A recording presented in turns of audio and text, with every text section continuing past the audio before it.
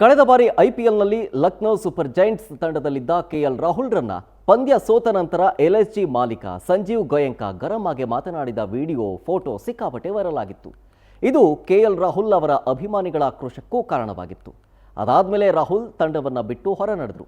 ಈಗಲೂ ಅದೇ ರೀತಿಯ ಪ್ರಸಂಗ ಪಂತ್ ಜೊತೆಗೂ ನಡೆದಿದ್ದು ಅವರೂ ಕೂಡ ತಂಡವನ್ನ ಬಿಡ್ತಾರಾ ಅನ್ನುವಂತಹ ಚರ್ಚೆ ಕ್ರಿಕೆಟ್ ಅಭಿಮಾನಿಗಳದ್ದು.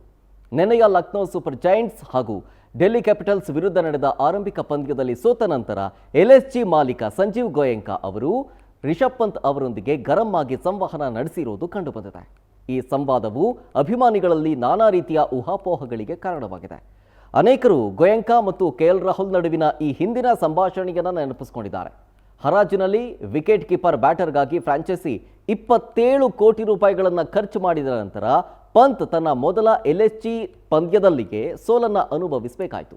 ಪಂತ್ ಕೋಚ್ ಜಸ್ಟಿನ್ ಲ್ಯಾಗರ್ ಮತ್ತು ಮಾಲೀಕ ಗೋಯಂಕಾ ಅವರೊಂದಿಗಿನ ಗಂಭೀರವಾಗಿ ಚರ್ಚೆ ಮಾಡ್ತಾ ಇರೋದು ಕಂಡುಬಂದಿದೆ.